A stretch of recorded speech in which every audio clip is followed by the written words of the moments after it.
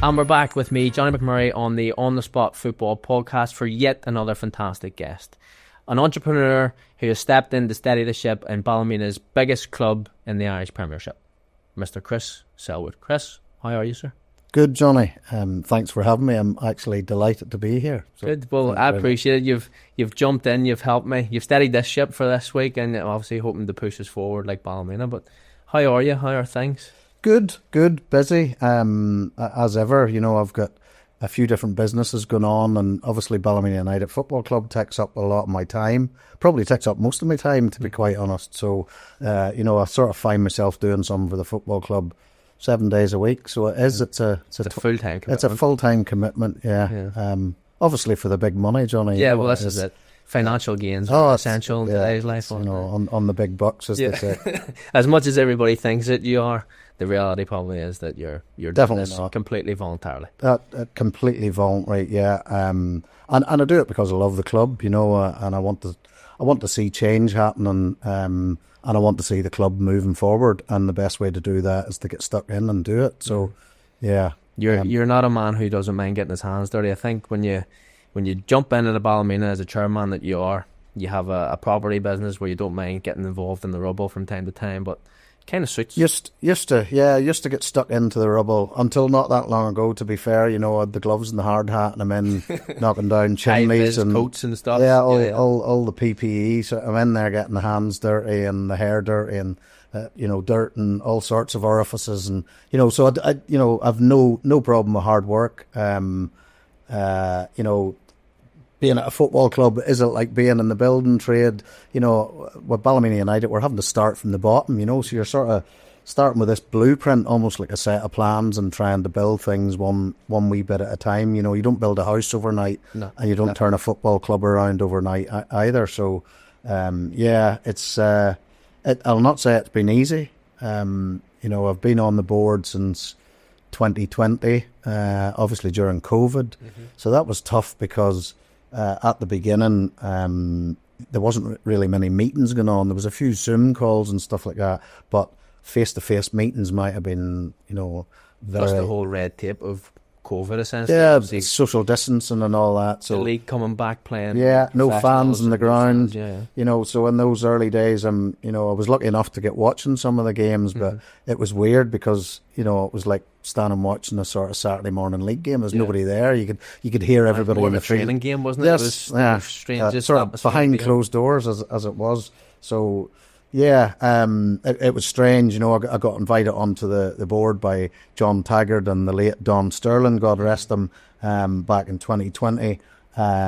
We met in, I wouldn't say secret, in a local hotel. I'm not sure why we went to a little hotel rather than just a cafe in town. But listen, rumours start and whatnot. But I got invited onto the board. Probably as a local businessman. I think John at the time had said, there was a few of the older hands were looking to step away. Some of them had stepped away, and they were looking maybe someday. And I know I maybe don't look younger, but maybe I was younger than you're a lot younger than some of the people that have been there. Some of the old hands have been around the club for 25 and 30 years. So they were looking for somebody that. And I had sponsored the ball and the match and stuff with my letting agency business before that. So, I had a connection with the club, and I'd been a ball boy back in the day, and was around in the early 1980s when we had a bit of a team, and finished second in the league and won a couple of Irish Cups in the sort of early to mid-80s. Didn't see the 1989 Cup final because I'd moved to England at that point and lived there, lived out of Ballymena for quite some time. But yeah, big connection with the club, and when I got the opportunity, I was delighted to take it. I kind of felt privileged to be asked, but sort of scared at the same time. A wee bit nervous because I was going in, delighted to be asked, but thinking, what do I know about running a football club? Yeah, not a lot. My brother had run, been a coach, manager, or whatever of a local junior team, and I hear him talking about it and. It's difficult at that level. It's even more difficult at a higher level, when you're paying people and paying staff and players, and, there's a whole lot of stuff that you're maybe not aware of that you find out very, very quickly at what goes on at a local football club. So yeah, it was tough in the beginning. And then there was change very shortly afterwards. There was Don Sterling, as I said, passed away. Yeah. And shortly after that, the chairman stepped away.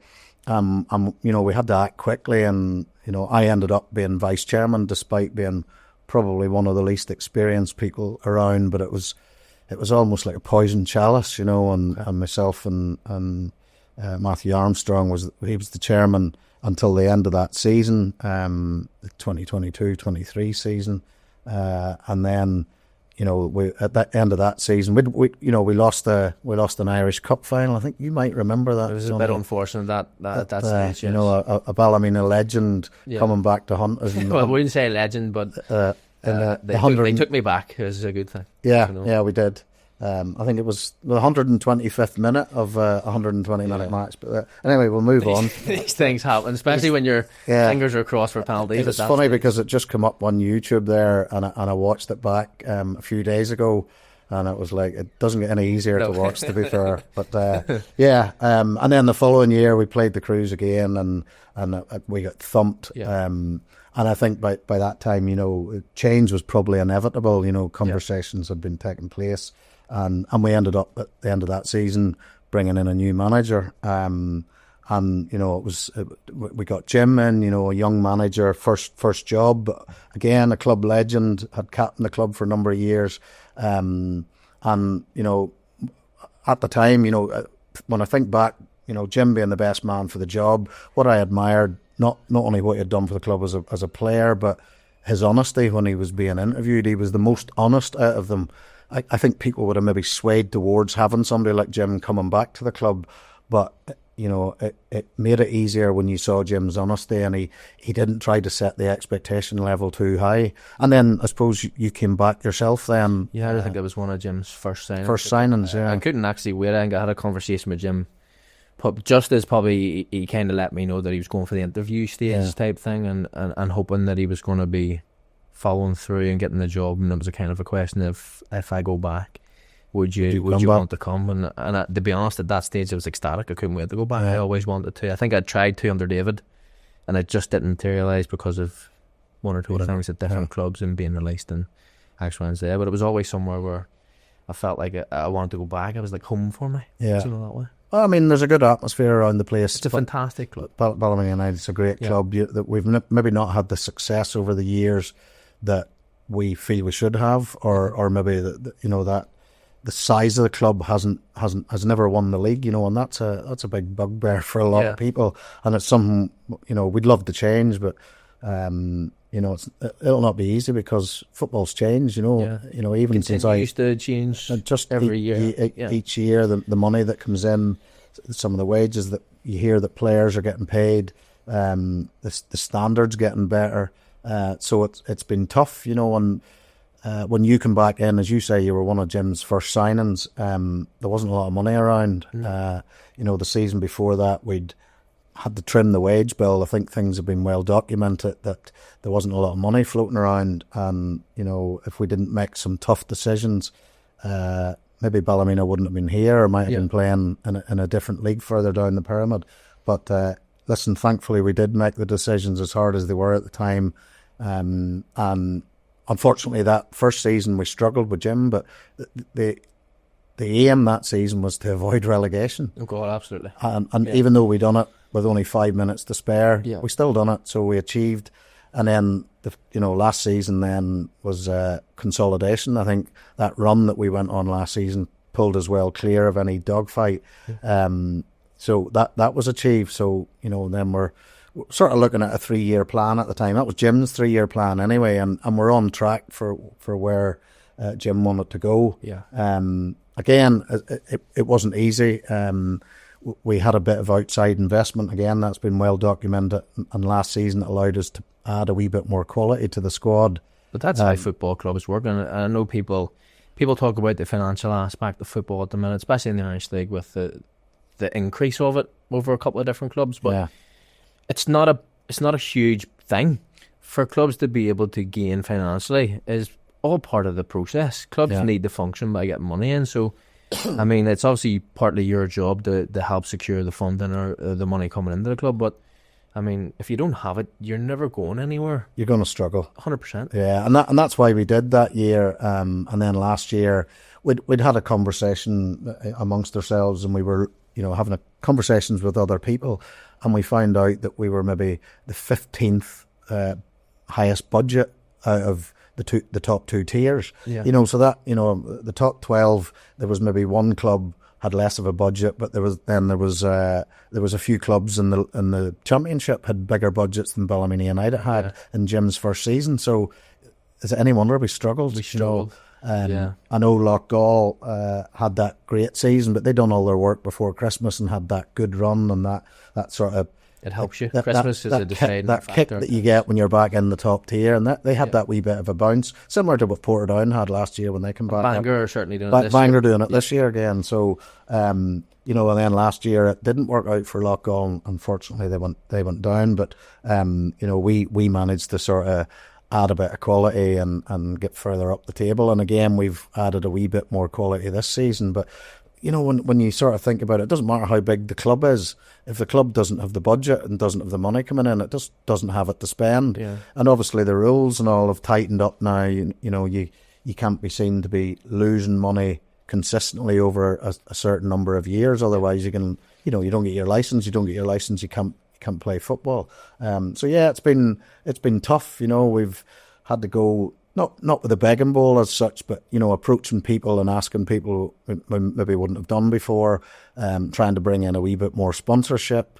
just trying to do things differently. We look at what we're doing in terms of the shop and the bar and food and all sorts of things, and then compare it to other clubs. And we ask the question, why are we not doing the same? Yeah. Smaller clubs are selling more than we were. So we started sort of ripping things apart bit by bit, and started working on a 3 to 5 year plan, and it's paid off. I have to give credit to Liam Wilson has joined us, in a vice chairman capacity, and brings a lot of experience, a lot of business experience, having been in Scotland and had some know-how into how clubs like Motherwell and Queen's Park and that worked, from being there and helping them with sponsorship and being part of that sponsorship.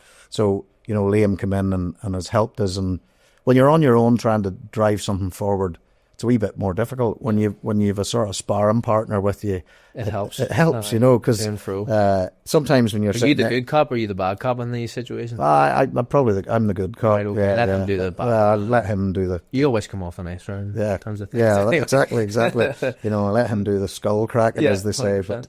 But Liam coming in, and when I was sort of on my own and I had an idea, if you sort of sitting there and nobody agrees with it, you start to doubt yourself. You start having second thoughts. You think maybe that was a bad idea. But when you've got somebody else backing you up, or they come out with something you think that's a great idea, it's easier to move forward, and it's easier then to bring other people on board with you.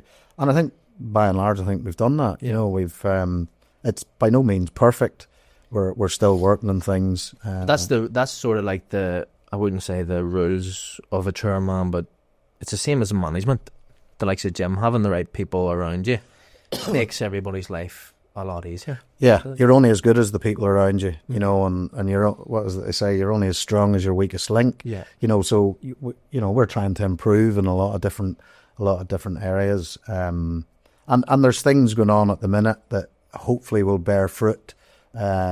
Few wee different bits and pieces, even improving the club shop, improving the boardroom, introducing, food on match days that we didn't have. I know we have burger vans and stuff, but introducing food upstairs, having the bar open more, the bar would have been open sporadically in the past. Now we try and get the bar open to every game. Maybe not a wee cup game, there's only a few hundred at it, but certainly every home match the bar will be open. We're looking at putting a bar in at the away end as well. Absolutely. Because those fans maybe like a wee beer or two, and they're not getting the opportunity to buy that at the Showgrounds. So we're looking to do that as well. Again, listen, people want us to sign a sort of top striker. Yeah. I'm injured at the moment, so it's you need one with both knees as well. I saw the scar earlier on, Johnny. But yeah, people are looking for us to sign a top striker, and again, we were talking about this at our fans forum the other night. The kind of money, the realization of what a top striker costs these days, what the other guys are getting paid in the league, and with the transfer fee, maybe a signing on fee, a 2 or a 3 year commitment on decent money. You're into. This is where I feel like fans are quite naive in terms of how football actually works, because again, still a part-time club, very much so. You've increased maybe the 3 days a week, which is probably falling in line with the majority of clubs. You don't want to fall behind in a way in terms of fitness and different things like that. So I completely understand that aspect of it. In terms of getting and paying the wages out for what you would classify as a top striker, I mean, Ben Kenley's every bit as good as anybody in the league on his day. There's a couple of other boys who have been signed. I think Success is there. Ram McNichols came in recently, who started to do well. He's probably only kind of introduced himself to the league. So it takes time. Do you know what I mean? It's not something that you just want to go, oh, it doesn't work now, I'm going to sign someone and pay out this big money, because that person mightn't deliver like the rest of them. Do you know what I mean? Look at Liverpool. Exactly. 250 million on 2 strikers. They haven't scored a goal between them yet. Yeah. I mean, Wirtz, whatever his name is, has scored more for his country than he has for Liverpool, and that happens, and as we're doing this, Man United had just beaten Liverpool, and both of them missed chances on Sunday that they probably would have normally tucked away. So players come in. It doesn't matter the price tag, doesn't matter the money they're on. It takes a while for some people to settle, and then all of a sudden it just clicks, and away you go. And Irish League's no different. No, definitely not.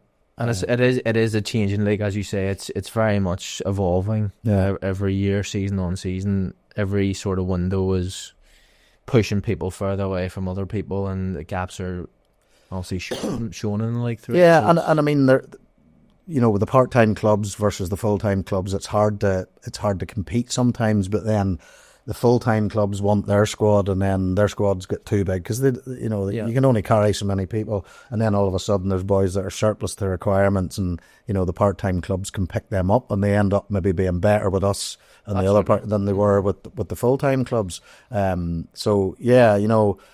Guys go to full-time clubs, they maybe give up a career, because I'm sure you've had a career yourself and been a part-time footballer. It's a big decision for guys to go full-time, and they think, well, I'm 27, 28, I've only got a few years left at the top. Job security is a big thing. Yeah, so it's a big decision for people. So there's always a chance that you still pick up somebody that wants to stay part-time because they've got a decent job, and they don't want to risk that job security. So, yeah, listen, we're working on a few things, and it's always work in progress. You don't always get what you want. As you say, fans are a wee bit naive sometimes when they think what it's going to take to bring top-class strikers to the club. Or top class any position in the field. Everybody else is looking for the same players, and sometimes it comes down to money, and sometimes it doesn't. And we've got quality players in through the door that were offered more money elsewhere. Absolutely. But it's because of what's there. It's because of Jim. It's because of the facilities. It's because of other things that we've been able to offer them, accommodation or whatever it happens to be. So it's not always about money, but it certainly helps. It helps. It does. In terms of me getting you on today, it's fascinating to me, and I do this with a lot of different guests, and it's probably me being nosy more so, because I don't understand the rules of everybody that comes on the podcast. Yeah. And football in general has a huge interest in myself, so being a player, potentially being a coach or a manager or whatever it may be, there's people in the positions to be able to relay the information back to me, which I find extremely interesting. And you're actually the first chairman to come on. You're somebody that I've got to know over the last couple of years, and you're somebody who has to make massive decisions. What's that like, stepping into a chairman capacity? As you say, you had no real prior knowledge of being a vice chairman, and then obviously stepping up to become a chairman, but you've been tasked with some big decisions in your life coming into that stage. Yeah. And what's that like for you? Because the club has a longevity, it has a plan, ultimately probably your plan, like a manager's philosophy, sort of say. But how do you design that philosophy that you want to incorporate over the next couple of years? And well, I mean, definitely from a decision-making point of view, I mean, when you take Ballymena United Football Club, it was here long before I was, and it'll be here long after I'm gone. Yeah. From my point of view, the decisions I've made in my life have been about me and my family, not about this institution that is Ballymena United Football Club. So it's like night and day. Yeah. You know, if I make a decision, you know, I'm in the property business. If I make a decision to buy the wrong property, it affects me, not really anybody else. It affects me. It hits me in the pocket. Whereas now it's a wee bit different trying to make decisions on behalf of a football club.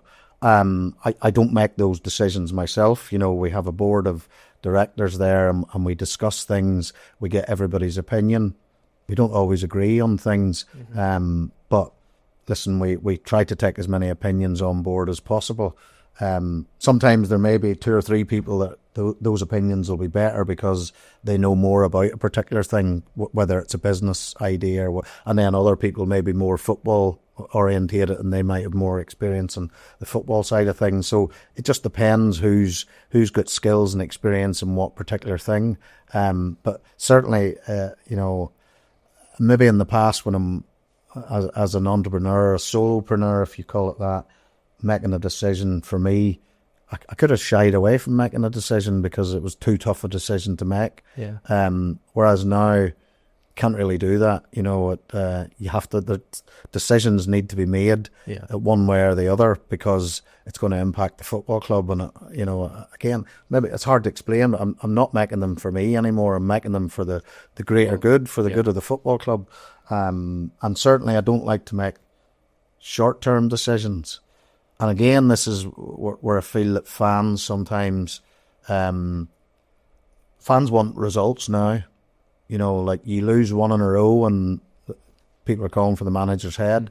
You have one bad performance, people are calling for the manager's head. You've a few players out injured. You know, you've no midfield. People, you know, fans don't really see that. They just see results and. Well, it also springs the opposite. I think last year we went on an 11 or 12 win streak and probably going to go win the league. Yeah, so exactly. Expectation just jumped through the roof. I remember people saying probably around end of September we could win the league, and Jim was one of the first to say, "Hang on a second, the wheels are shaking. Let's just sit down here, and calm down because the league's not won in October, you know, or September, October time. But again, you know, at the minute we're wee bit of an injury crisis. Results aren't what we expect. You know, last week we lost 2-0, but I thought the performance was pretty good for the team that we had out, and you know, a lot of players playing out of position.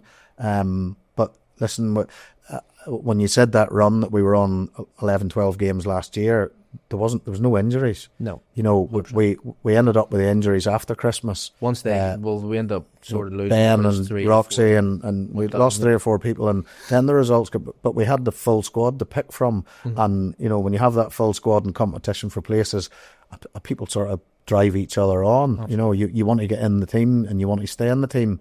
Whereas when you suffer a wee bit of an injury crisis, performances maybe start to drop. I don't know. I'm not saying players do it deliberately, but they get comfortable because they think, well, there's nobody else in my position. I'm nailed on for a start here. But listen, it is what it is. I'm very hopeful that, you know, over the next couple of weeks we start to see players coming back.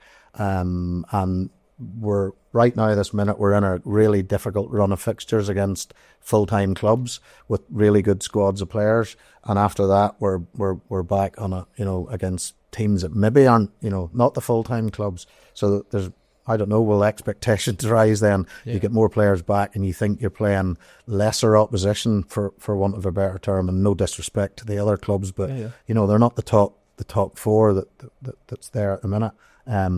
So hopefully we can start to pick up some results and consolidate where we are, maybe move up the table a wee bit. But, you know, if somebody had said to me right now, mid-October, you'd be 6th in the table, I'd have took that, you know. There's only Bangor above us that maybe we didn't expect to be there. And as you said earlier, they've got that first season back. I mean, Bangor were playing in the Ballymena Provincial League not that long ago. So, you know, they've invested well. And they've got that sort of kick from being back in the league. So listen, I'd have took that definitely all day long. I would have took it, and we're in a good place as a club in general. You know, the sum of all the parts, I think we're in a good place and we're moving in the right direction, and I'm very confident that'll continue. One of the big things that you obviously have to do is, I touched on this before, is you make big decisions at the club. Yeah. And one of the biggest decisions that you've probably had to make is giving the job to a new manager. Yeah. And obviously Jim being in the position where we've kind of had people on the podcast, managers, the likes of Matthew Tipton, who's kind of went through in detail what it's like to be at an interview as a manager. Yeah. What's it like having to make the decision on who's going to be the future of the club? I know you touched on saying that Jim's very honest, but what are those situations like to be involved in? Interviewing. Yeah. Interesting, because when we interviewed Jim was the first we interviewed because he was going on holidays, and we sort of found him a slot because he was one of the first to apply for the job. And then there was a number of other people, and we interviewed Jim in one place and interviewed the rest in another place. And Jim was well prepared for the job.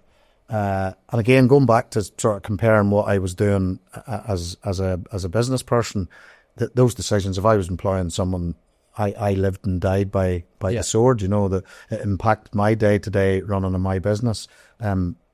Employing a manager at a football club is going to impact everybody. It's going to impact results, going to impact the fans, going to impact the backroom staff, going to impact the board and committee and God knows what else, and even the mood around the town. So 100%. Saturdays are quite bleak when you lose. You see stuff on Facebook and you think, I know how you feel. It ruins my weekend too.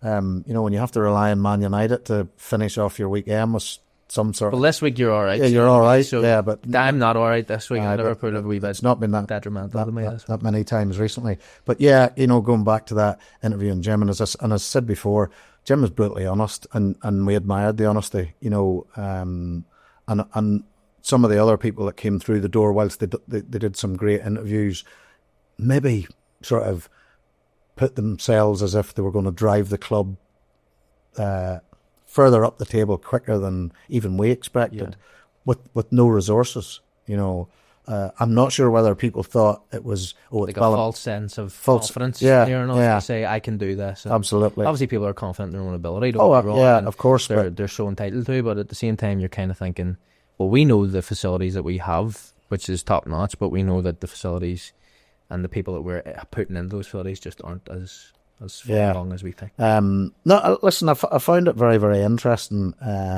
That it was generally the same people that were doing the interviews for all of the for all of the candidates. There was maybe one or two change. I think there was one I couldn't make it and somebody else came in, but it was generally the same people. And so we went through the same process with everybody, and we marked everybody the same. I'm not saying Jim. People didn't think, oh, Jim's the man for the job because he's an ex-player. Because there's always that sense of connection. Mm-hmm. You're sitting there and somebody you don't know versus somebody you do know. You're more comfortable yourself, and it's much more easier for the candidate who's been there before when he's getting interviewed with people that he already knows. So I'm sure it maybe makes it a bit easier for him. I found it interesting, I thought Jim was the man for the job. I was very impressed with what he'd done before we even got to anybody else. Okay. So he's first through the door. He's an ex-player, and you put a bit of a stamp on that. I'm sort of saying, well, the rest of you have to beat that. Yeah. Jim wants the job. You can tell he's got a passion for it. There were people that I thought had no passion for it. Okay. That didn't know who was in the playing squad. Okay. It's sort of, mentioned players that had left, Okay. So yeah, funny. You always do your due diligence. Yeah, Stephen, I do that. God, I'm only in this. Yeah, you have to do your due diligence in a lot of things in life, but certainly when it comes to a job interview, especially when it comes to potentially putting out your starting 11 at the way. Yeah, you'd like to do your. Where's he? Oh, he left last year. But. Interesting. I mean, we made the right decision. Jim's a young manager. He's got a bright future in the game. Mm-hmm. Sometimes our fans might not appreciate that. Yeah. But certainly when you go to other clubs, and I'm not talking about Linfield because he played there, or Carrick because he played there. You go to other clubs, even Glentoran and Coleraine and different clubs, and they go, you've got the right man for the job. There's a respect there. There is a respect. He commands a lot of respect from not just as football. He's a good guy. He speaks well. Listen, he's the right man for the job, and we'll continue to back Jim as much as we possibly can with the resources that we can offer him, and let's see where it takes us. I'm excited about where we're going. I think we're on a journey, and Jim's the right man to lead us there. Yeah, well, one of the big things, it was kind of like a big statement at the time, and I'd actually spoke at length with Jim in terms of what he had wanted to do. Obviously, when he signs you, there's a plan in place, and nobody wants to come back to a place which is slightly struggling without the idea of where it's potentially going to go. Yeah. And the club have obviously put it in where he is potentially going to go full time, and obviously a 3-year contract for him to step away and actually have a focus on the club. But he's not just a manager. He's, just to be clear here, he's not just turning up 2 nights a week and then training on Saturday for a lot of money. It's far from that. And I think whenever it initially came out that Jim was going full time, the people were kind of like, full time, blah, blah, blah, and there's a lot of rumours going around. So just to clear that up, there's a lot more that entails Jim's job than just training and managing. Yeah, I mean, it would be stupid of us to give somebody a full-time job and them just turn up on a Tuesday, Wednesday and Thursday. Well, it was Tuesday and Wednesday, and now Tuesday, Wednesday and Thursday. Jim and myself speak a few times a week. He'd speak to Liam more because Liam takes more to do with that sort of sporting role, and player recruitment and stuff like that. And so, I mean, I'm sure Jim's on the phone with Liam an hour and a half every day. Liam's the same, local businessman, pretty much working full time for Ballymena United. We're doing stuff every day of the week. So yeah, it's, and we've got the changes coming with the youth academy. We're trying to sort of head that off and be ahead of ourselves. It's not supposed to start till next summer, but we're putting things in place at the minute.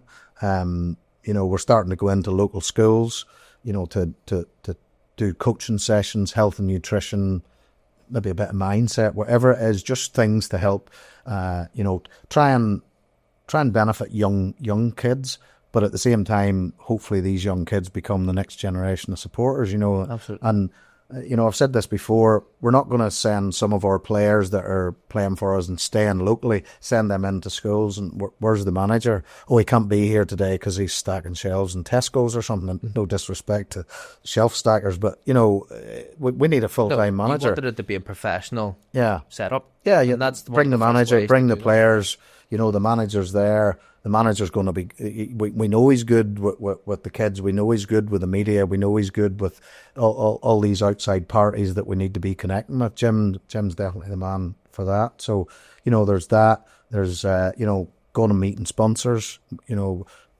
especially early in the season when we were doing some signings and going to places like Tully Glass, our main shirt sponsor, and going out to Rightbus, our main sponsor, the Walter Young Group, going in and doing stuff with at Sam's of Ballymena, Sam's Yard, Sam's Boutique. They've had different names over the years, but local people will know who I'm talking about. Going in there and doing player signings and stuff like that. So, just connecting with those people, that especially the sponsors, to make them feel as if they're valued at the football club as well. Because I think in times gone past, people sponsored, name just expect them to put their money in and that's it. And bye, see you later. We'll see you again next year when we're looking at another check. But, we want to build those relationships. Well, how big, probably the best way to say this, but in terms of you coming into your role was bringing the sort of community of Ballymena together into the football club. One of the biggest aspirations that you needed to do was, for me, I think it's the smartest idea. Having the community that the club's based in, a part of it, is probably the biggest and best way for the club to... No, absolutely, because I think there's been a bit of a disconnect. And people put that down to maybe not winning trophies, but I don't think that's the case. I think there's a disconnect.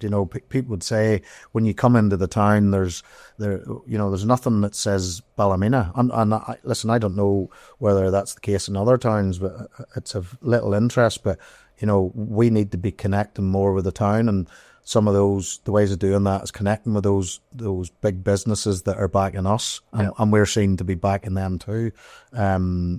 having a presence in the shopping malls, even whether it's at Christmas selling something or having some replica kits in some of the big sports stores, because that seemed to have stopped a number of years ago. Yeah. And as one thing stopped, another thing stopped, and it just fed the whole process of withdrawing that connection with the town. And we want to get that back again. And as I say, Jim and the players being there it's a crucial part of that. So yeah, long may that continue.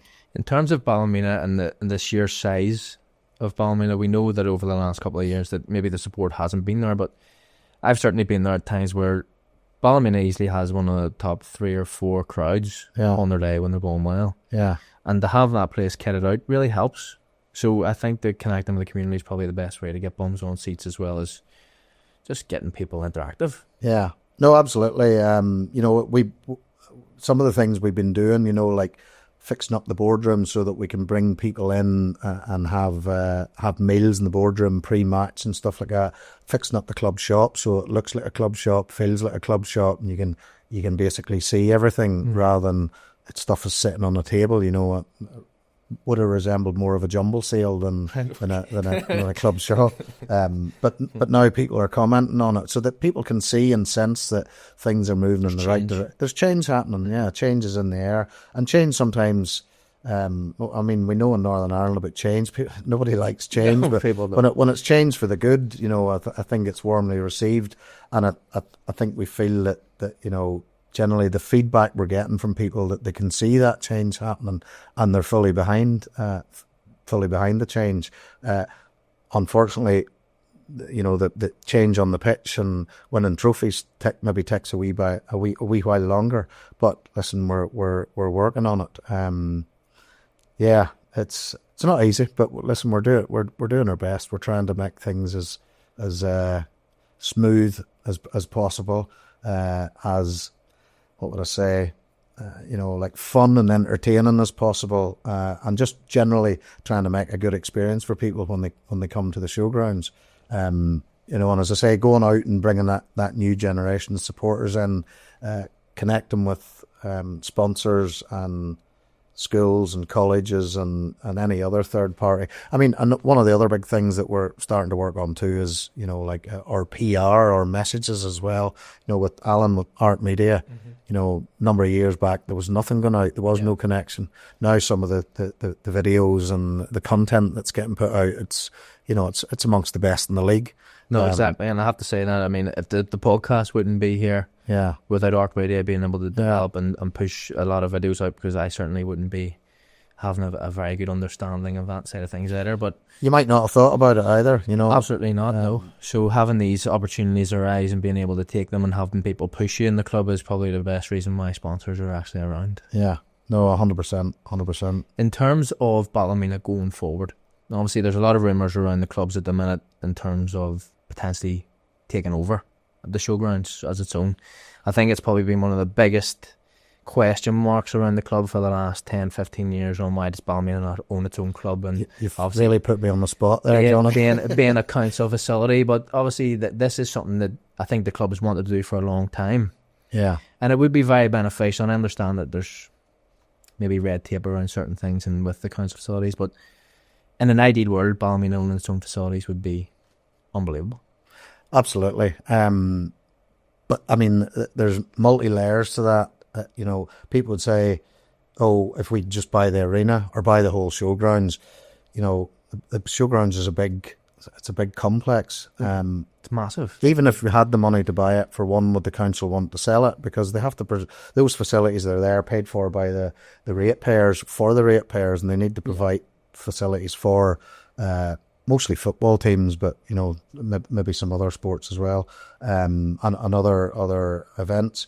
But if we were looking at say the arena, for instance, the arena is no good unless we maybe had some other facilities along with it, because then you're looking at car parking and a training pitch. Because if there's talk now, well, it's been announced that they're going to change the main arena to a 3 or 4G surface, and that'll question marks over that as well. Yeah, well, I'd be a purist. Football should be played in grass. I would agree. And I think the manager's the same, and I think a lot of people around the club. The only thing that I would strongly say is all we needed to do was maybe employ a good groundsman. Yeah, well, I mean, the groundsman that they have is good, but unfortunately... Not to diss the groundsman, by the way. I mean, he's probably been there for a long time. I've seen you with your fort, but come Christmas time... I think the problem is he's looking after so many pitches Yeah. and doesn't have the time to be able to focus on the main arena. And then there's obviously other issues with drainage and stuff, and I think they maybe made a wee bit of a mess of the drainage going back to 2018-19. Yeah. Where they just got that... Well, remember that? I remember you used to have to walk up. I think they leveled the pitch out and extended it slightly for Europe and stuff. But but they say back in those days that they mixed some of the new topsoil with old stuff that had been lying there, and it was soaking, and they put it back down again, and it ended up like clay. And then the water doesn't go through it, and that's why it lies in certain areas of the pitch more than others. But I to be honest, I think maybe the council are concerned that they're not getting good press with the amount of games that are called off, and money has been set aside to do something to the main arena. So that I mean, it'll solve one problem, but maybe create another problem. But as part of our overall funding application, is this the Department of the Northern Ireland Football Fund? Okay. Previously the Stadia Fund. We've applied for money for facilities, including a new sort of community hub at the back of the goal. So it's not really an extra stand, because based on need, Ballymena United don't fill what we have. So we can't really justify, putting up. People say, "Oh, can we not have 2 stands to fill it in?" Well, just have 2 empty stands because it looks good. It's not going to happen anytime soon. So we were looking for a facility that Ballymena United Football Club could call their own. So, the council would still own the ground, but we would own the building. And that's happened in a number of other places, in Green Island and different places where the councils own the ground, but other entities own the actual building that's sitting on the ground. Gives us a wee bit more scope for doing stuff in it. You become a key holder, you can stay longer at night time. It's effectively your building. We'd have to look after it and maintain it. And we're looking at putting a bigger gym in, because the gym. Yeah. Just under the stand. It's not big enough. It's not really fit for the purpose that that we want it for. Also Baltic, and it's cold. It's cold. Yeah. And then maybe a cafeteria type thing that we can use as a facility when other people are using the showgrounds, because currently when people turn up at the showgrounds, there's a couple of vending machines, and if we had our own facility there, that we could design it in a way that it would have, say, a cafeteria stroke cafe that was open inside and outside to people. They just walk up to it. It can generate revenue. Offices for a women's team that's needed. The gym, maybe like a social area, so various bits and pieces in there, but it's not geared towards, say, the pitch. It's geared towards stuff that happens off the pitch, and it'll give us an opportunity to have facilities that we can call our own, because at the minute, you've been around yourself, that at certain times it's 10 o'clock on a Tuesday night, it's time to go. Yeah. There's somebody else coming on after you at 9 o'clock. On the training pitch, or just people need to lock up. You've got council people locking up and they want to get away home. So it's just giving ourselves a wee bit of autonomy for our own facilities. So, if that does go ahead, and they give the go ahead for the pitch to be changed, then it's going to be another 4G there. They'll have 3 4Gs within 30 metres of each other. Yeah. Which is good. I mean, one of the good things is, one of the bad things was that when we went 3 nights a week, there wasn't the pitch availability for the team to train on the Wednesday night. Okay. So we've had to go and train outside the borough a couple of different occasions, which is not great. No. Like Ballymena United going and training, and I don't mean Larne or Carrickfergus, I mean outside the Mid and East Antrim area, which is obviously not a good look. So you put a 3G pitch there, that should solve that problem. So, the 20s can play on it. We can train on it 3 nights a week, or train on it a couple of nights and play a game on a Tuesday and play a game on a Saturday if need be, and it'll be able to withstand that. So the main arena will just be strictly Ballymena's? Or will it be allowed to be, say, rented to another club? Well, Fixtures, we don't know. That's a council decision. We would hope that it would just be Ballymena's, that we would be playing on it enough that wouldn't be available for other You clubs. put all the reserve games in the opposite week. Yeah, but the thing is, then once if we were to move our 2 nights training that we do have out the back onto that pitch, that frees up that. It's more revenue for the council. The council can rent it out to other people, because I'm sure the council are turning other people away as well, other teams, because there's not enough. I know there's local teams off the top of my head. I know from speaking to like Wakehurst and different things like that. I know that they would love the opportunity to be Tuesday, Thursday in Ballymena on the pitch, and then I know they play there on the Saturday. So so with that they're opportunity, not going to lose out on money. No, definitely. And then there's because there's other pitches there. The bottom pitch, pitch 3, and then pitch 7. I know pitch 3's got floodlights, but it's grass and it's not in great nick. Yeah. And then pitch 7's just grass. So when you get into this time of year, late September, early October, basically people are playing on it on a Saturday, maybe Saturday morning, Saturday afternoon. That's it. Mm-hmm. So it's getting played on twice a week if you're lucky. And then if it's heavy rain, you might not get 2 games on a Saturday. Yeah. So it's through the winter time, from end of September right through to March time, one of those pitches is being played on once a week, because the rest of the week, people are only playing in the evening time and it's too dark because there's no floodlights. So, that some of those people that can't get playing on there's opportunities now to play on the other pitch, because the first team have moved off at 2 nights a week. So, yeah, and you would hope that maybe further down the line there's some other 3G pitches end up in the Showgrounds and it. Well, they have them. They have the scope for it. I mean, the sheer size of the Ballymena Arena and the actual outside area. Yeah, that's there. It's huge. So utilising it from the council's perspective should be one of the main priorities. Well, yeah. It's just about finding the money, I suppose. And sometimes there's money available. Sometimes there's some grant money available. But yeah, that's work in progress as well. We're trying to work with a council at the minute with a football fund, and they've been good so far, and I hope it continues. Well, not to put a dampener on things here or get you to go into any trouble in terms of the Department of Communities or the football fund, but the process has came out, and it obviously it's an extenuating process where people have to apply, tick boxes, make sure everything's in line, and do that. And obviously Ballymena has been accepted into the next round of that. But what was that process like as a chairman to navigate? Obviously there's a lot of money at stake, and you want to be trying to avail of as much money as possible. So in terms of actually putting yourself in a position to achieve that. Yeah, well, we started it probably about this time 2 years ago. So 2023, maybe slightly earlier, it was mentioned that there might be money available for a grant for a business plan. Okay. And I at that time, I kind of thought they're going to give us money to put a business plan together to go and get more money. And I find that sort of a strange concept that, it's surely they put the plan together to go and get the money, but now they're going to give you money to put the plan together to go and get more money. I just, again, being a wee bit naive. Probably a waste of money. Well, listen, it's a lot of money. Yeah. And the money that's available, I sort of thought, all this, it's going to cost X amount to put that together, and it's documentation, architects, the fees that architects would charge, and you think, is that all you're getting? Because if you were putting an extension in your house, it would be a fraction of the price, and you would get much more detail than that. But listen, when you're in that government grant thing, and you can only avail of certain companies that do these plans, or certain architects that do that have the qualifications or meet the criteria to be able to do that, you have to pick one of these, and all of a sudden the money's a lot more, and you just don't seem to be getting the value for money for it.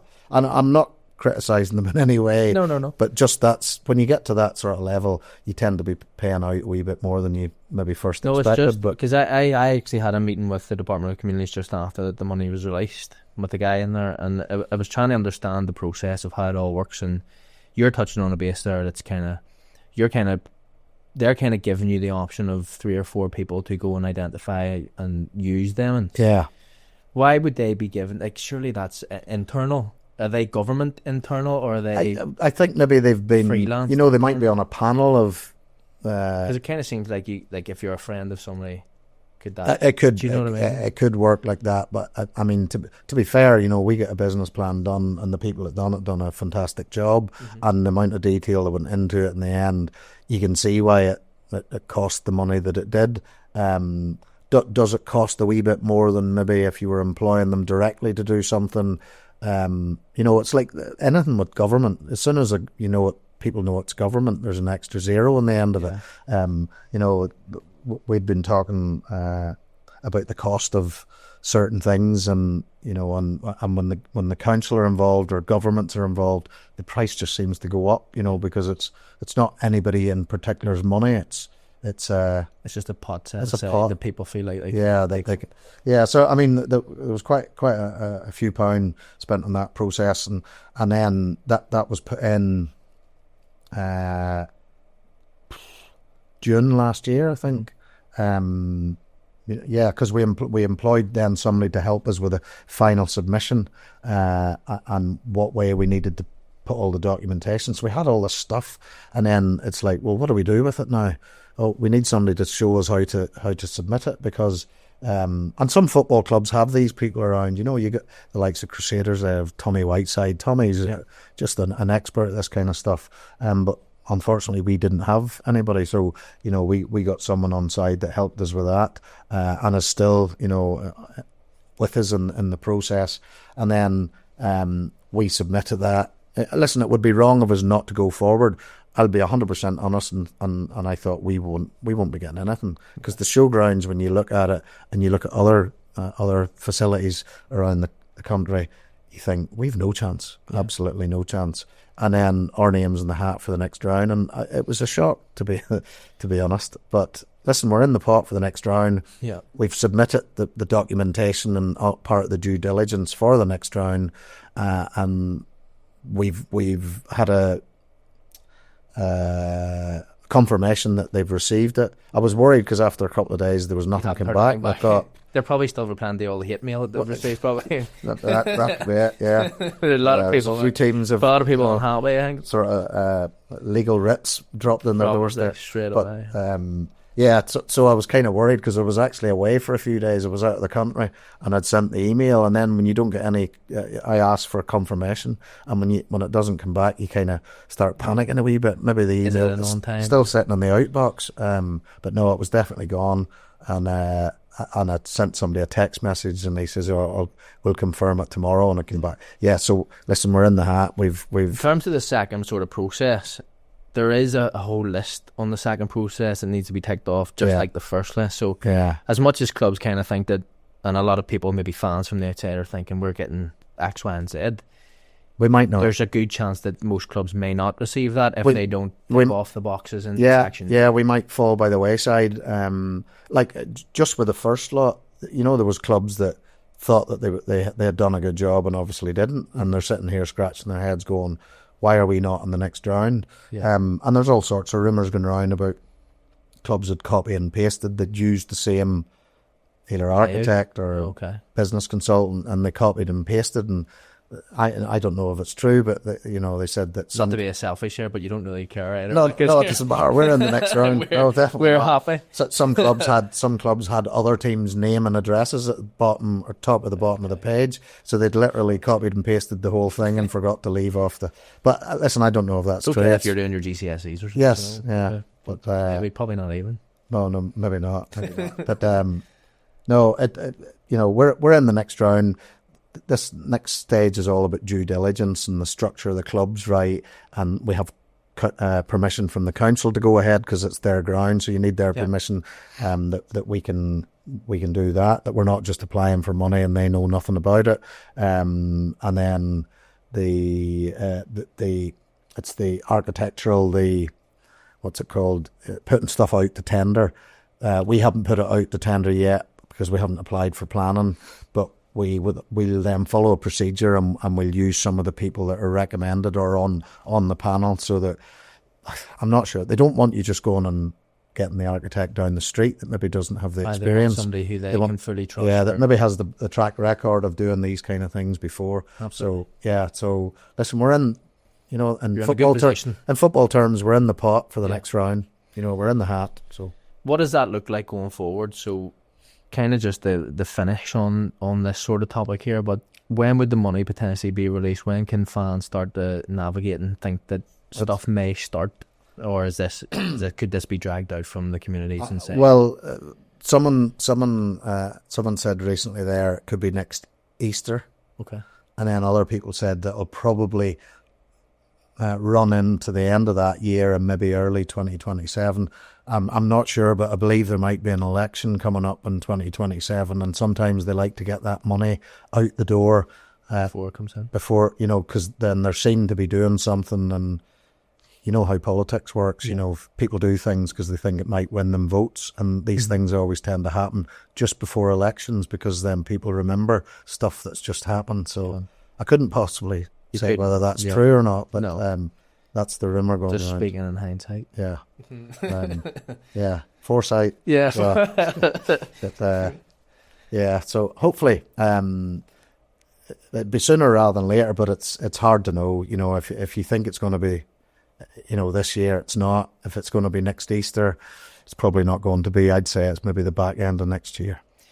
One of the last things I want to speak about is kind of you, and the reason why I kind of want to bring this up is when I was at the club, there was rumours going around that Chris Selwood was only going to be chairman for 2 years, and this is going to be it. I'm going to get the club to a nice position where we're okay, and there's people and processes, and we're comfortable, and you're going to step away. But is that true? And if it is true, what made you stay? I can't remember if that's true, whether I actually said that or not. I probably did. If I'm being brutally honest, I didn't want to do it in the first place because I didn't think I had the skills or experience to do it. But, as we said off camera, that you learn very quickly. You're sort of chucked in at the deep end and you can sink or swim. And I sort of doggy paddled my way through. The breaststroke first, front crawl now. Yeah. So, and then you start to build things and you start to gain a bit of confidence. People just think you walk into a job as a chairman and it's easy. And maybe it is for some people if they've been around a club and watched another chairman. But as I said, I didn't really get that opportunity because of COVID and stuff like that. And, not a lot of meetings going on, so you didn't really know what was going on. So when I first took the job, probably, I was vice chairman and then Matthew stepped down and, you sort of look around the room and there's no hands going up and you think, oh, okay, then go on, I'll do it for a year.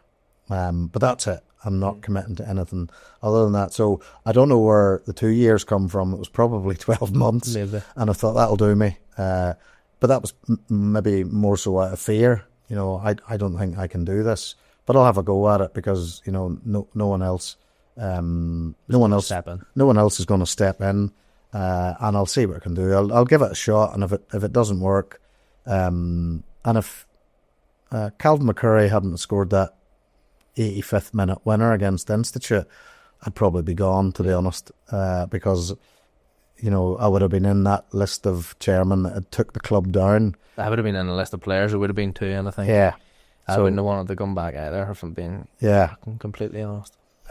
So anyway, the fact that, and that, I mean, just thinking back on that night, that was like a cup final. Actually, I think the buzz of winning that game was probably better than winning, say, a County Antrim Shield or a League Cup final, because that once you win the cup, that's it. That's whereas winning that, knowing the ramifications of losing it, it was just... It outweighs. Outweighs winning a League Cup or a County Antrim Shield, because maybe an Irish Cup, because you get into Europe, that's different, or win the league. Stakes are too high on it. Stakes were too high, not to win it. So yeah, and then I thought, well, okay, we've survived that. Things change, few things start to happen. Liam starts to help out, and you think, okay, well, I'll maybe have I'll carry on, see what happens. And then once you do the second year, and it goes okay, you just automatically think, well, unless somebody tells you otherwise, I'll carry on until somebody tells me they don't want me anymore. Yeah. And it's definitely an honour and a privilege. As I said earlier, Ballymena United will be here long after I'm gone. Yeah. my name will be on the board as a listed chairman, and the bigger that gap is between the first year and the last year, it's obviously, it's something to be proud of. Absolutely. And long may it continue. It's not easy. No. You know, as we've sort of found out a couple of weeks ago there, you're playing Coleraine at home, we get spanked, passions are high, things get said, but listen, it hurts me as much as it hurts everybody else, and maybe it hurts me more because I put so much time and effort into it. You know, and my own business is different. My own business is me. The more work I put in, the more reward I get. The football club, the more reward I put in, the more reward everybody else gets too. And I wouldn't have it any other way. But yeah, I'll keep doing it. I like it. I don't like it every minute of every day. There's a lot of things about it. Well, as you touched on at the start, it's a full-time It is. You know, it's you're constantly either talking to fans, you're talking to players, you're talking to management, you're talking to sponsors. Exactly, and I'm lucky, to be fair, that Mary, my wife, is able to continue working on our business. We work together, and it's Belfast Property Meet. Belfast Property Meet. Yeah, it's an event that we run, and we have things that sort of spiral off the back and the side and all of that. We run other.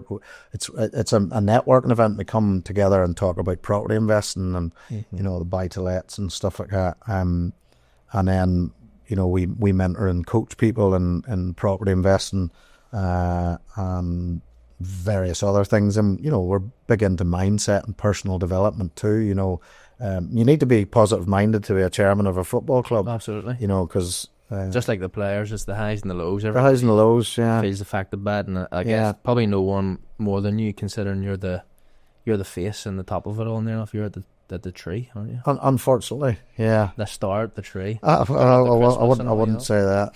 I'm not the angel at the top of the tree here, but yeah. Listen, I enjoy it. Maybe in my business, the last number of years, you know, I've been running it now 14 years.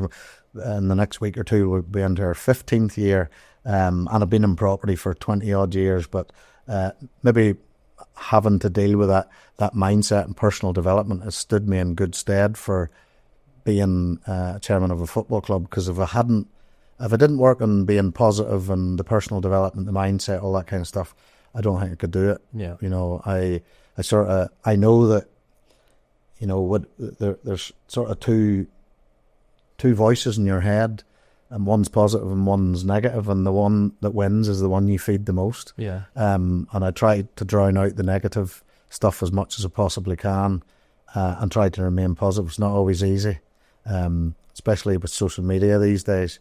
So I don't think I'd place to be in social media. The best thing about social media is being able to log out.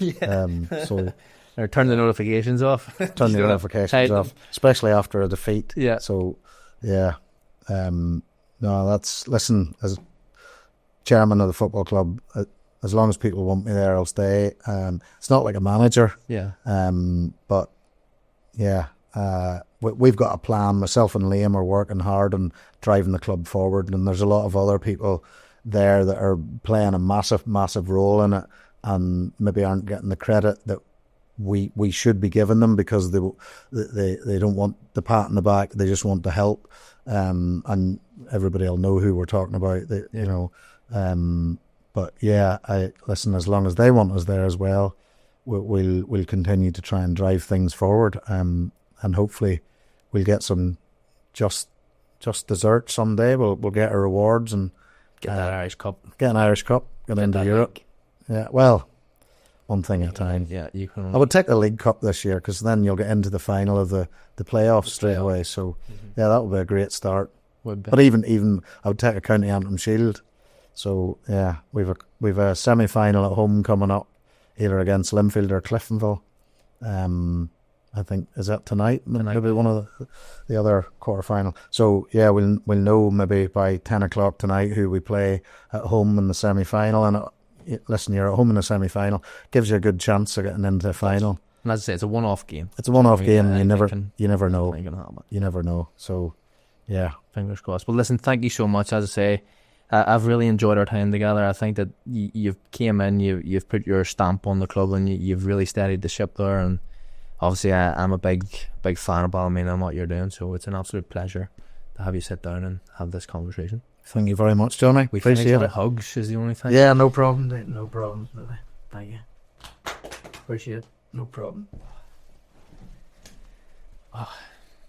Join us next week on the On the Spot Football Podcast for yet another fantastic guest. I'm not going to give any insight to who it may be, but I will ask you for something. Please like, share, follow and subscribe to all the channels. We have been increased the numbers of all of our viewers over the last couple of months, and we want to keep it going. Thank you so much for all of your help. See you soon.